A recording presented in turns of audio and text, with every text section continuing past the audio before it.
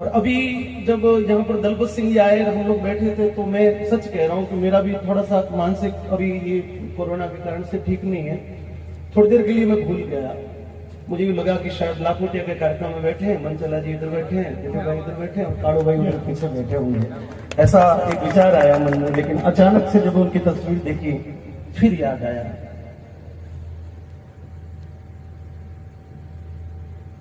वो कहीं नहीं, वो हमारे बीच में जाती है।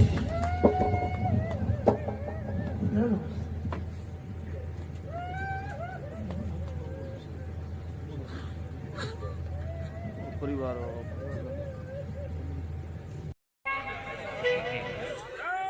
प्रकाश भाई आओ ना, आप आओ, आप आओ। प्यार इतना किया था मैंने तुझे, लोग कहते हैं तू पराया था, लोग कहते हैं तू पराया।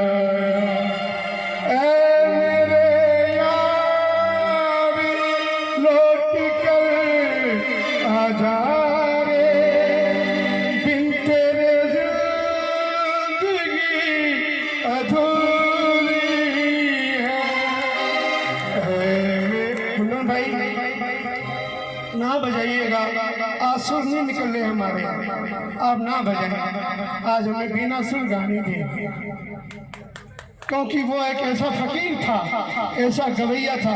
लाखोटिया में मैं पहली बार गया, मैं बोला भैया नंबर आएगा, बोले क्यों को नहीं आवे विष्णु भाई, मैं बैठो नहीं, गोदी कर ले जाओ थाने। हमारे प्रकाश हमारे कालू भाई वास्ते जोरदार ताली लगाओ। ऐ मेरे दोस्त कौन लौट कर आजा रे, एक फूल तेरी समाधि पे रख कर,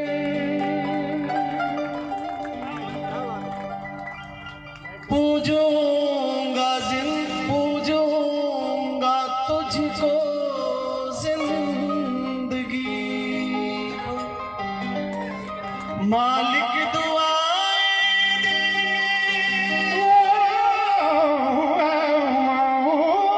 मालिक दुआएं देंगे तुझको हमेशा, मेरे आंसू मेरी बेजुबानियां।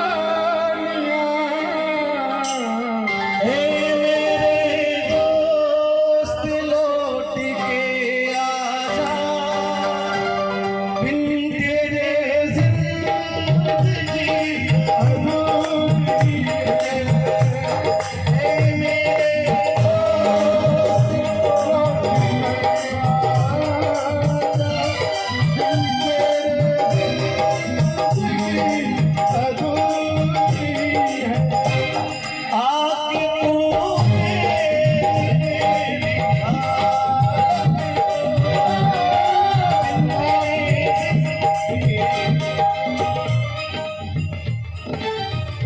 बोल दो एक को थोड़ा सा। हमने नहीं सोचा था कि ये दिन हमको देखने को मिलेगा, और राजस्थान के किसी भी कलाकार ने ये कभी नहीं सोचा था कि उनके लिए हम गाएंगे। आप में से बहुत सारे लोग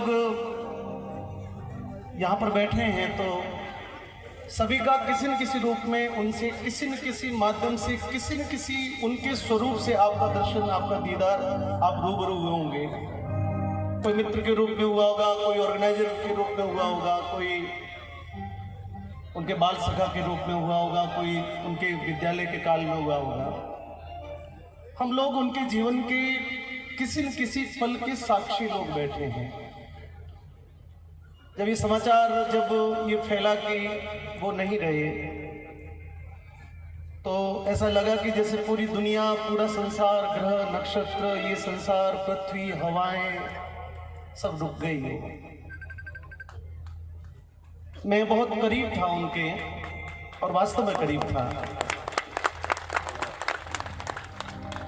उनके जीवन की कुछ विशेषताएं थी जो शायद उनके गांव के लोग या उनके परिवार के लोग या उनके बहुत करीब के लोग उस बात को जानते हैं। उसमें से एक बात का साक्षी मैं हूं, क्योंकि जब भी मुझे वो फोन करते थे तो सिर्फ और सिर्फ अपने मन की बात करने के लिए फोन करते थे। और उनकी एक आदत थी कि जब तक फोन रिसीव नहीं होता था तब तक वो लगातार फोन करते थे, भले आधा घंटा, घंटा पर। तो मैंने उनको पूछा, मैंने कहा कालू भाई आप इतने वर्षों से, क्योंकि 2001 के साल से मैं उनके सफर का साक्षी रहा, जब उन्होंने गुरुजीरा शब्द अमोल और काना काकरिया नाम से, जब काना काकरिया को जब उन्होंने दुनिया में लाया था, उसके साथ में उन्होंने अपने गांव के प्रति, वो चाहते तो अपने नाम के पीछे परिहार लगा सकते थे, वो चाहते थे। जब कैसेट पे फर्स्ट बार में जब कैसेट पे लिखा जाता है यदि किसी ऑडियो पर, तो वो उसका सरनेम, वो जो चाहता वही लिखा जाता। फर्स्ट बार में कंपनी पूछती है कि आपके पीछे क्या लिखना है, तो वो चाहते तो परिहार लिखा सकते थे या अपने मन से कुछ भी नाम लिखा सकते थे।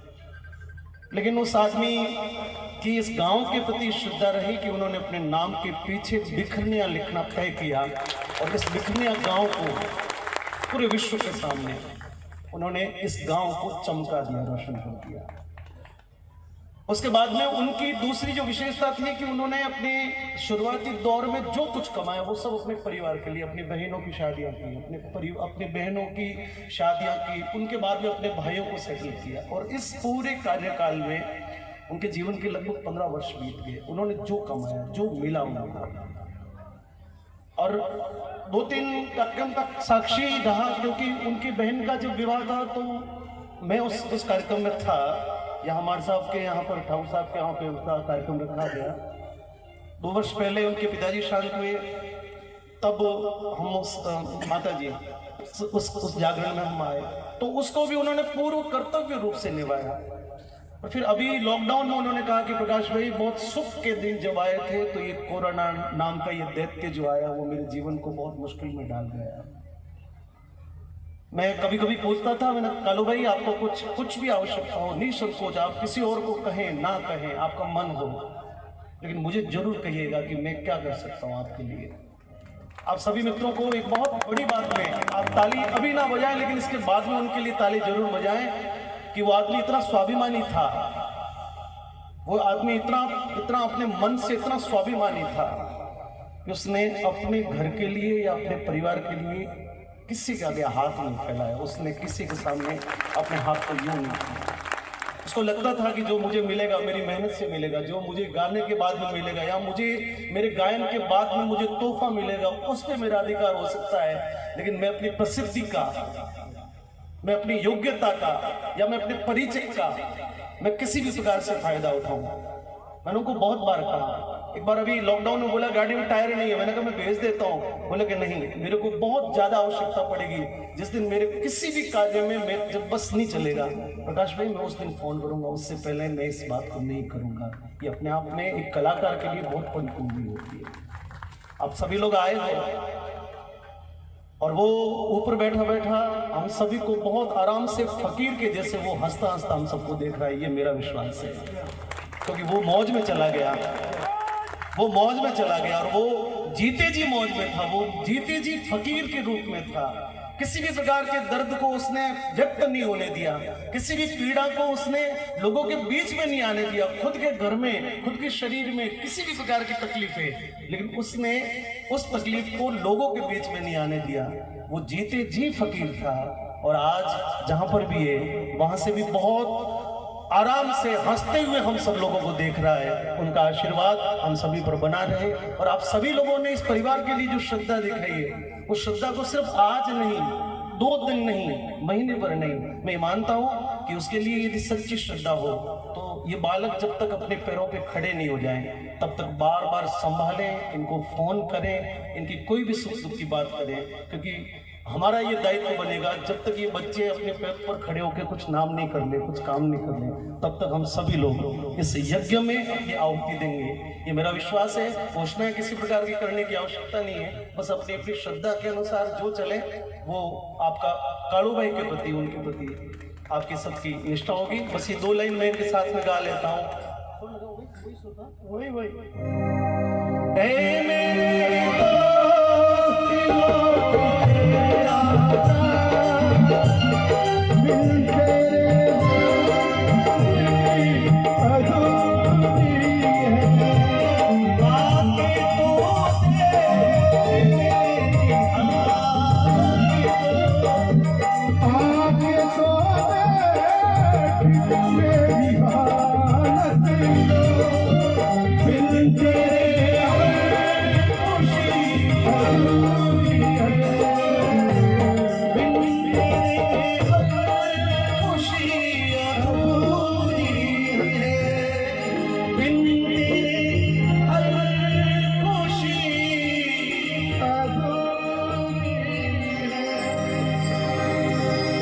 दलपत सिंह जी यहाँ बैठे हैं। लाखोटिया के कार्यक्रम में आप सभी लोगों को एक छोटी सी बात करके अपनी बात को मैं तो समाप्त करूंगा कि बहुत वर्षों तक लाखोटिया महादेव का जो राज्य स्तरीय, राष्ट्रीय स्तरीय मेला होता है, उसकी जो बिगनिंग है, उसकी जो शुरुआत है, वो कालू भाई करते थे। सरस्वती वंदना उनके खाते में फिक्स लिखी होती थी, उनको याद है। ताली बजाओ एक बार।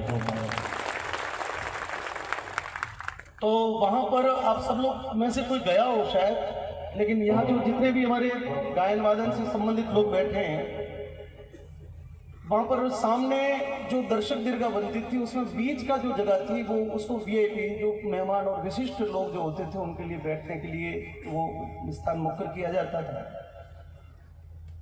तो जो भी राजनीति से जुड़े हुए या जो भामाशाह लोग हैं या जो समाज में अपनी प्रतिष्ठा रखते हैं, उन लोगों के लिए बैठने के लिए संजोग से ये दलपत जी हमको, मनचला जी को, विष्णु भाई को, इनको भी आग्रह करते थे। आशा जी बैठे हैं, गजेंद्र जी हैं, तो जो भी वहाँ पर वरिष्ठ जो दिलीप भाई है, मैं सबके नाम लूँगा तो लंबा हो जाएगा, आप अन्यथा नहीं लें, पर जो भी वरिष्ठ तत्व तो इनको लगता था कि उस दर्शक दीर्घा में वीआईपी जगह पर उनको बिठाएं।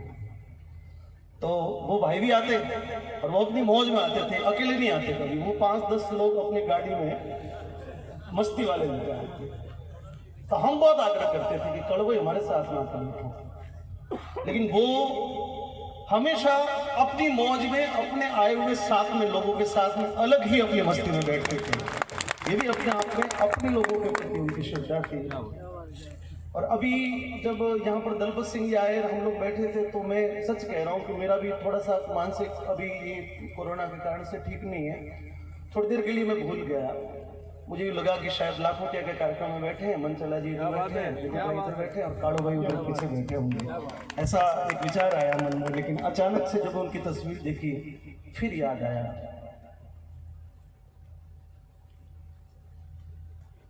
कि वो कहीं नहीं, वो और बीच में